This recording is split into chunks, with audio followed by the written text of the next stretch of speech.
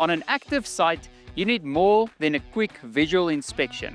Before the team moves in, power lines should be inspected for damaged insulators, sagging cables, vegetation, etc. In this video, we're going to show you how to inspect power lines on an active site safely using the DJI Matrice 400 and the H30T. Let's get the drone up in the air and start our inspection.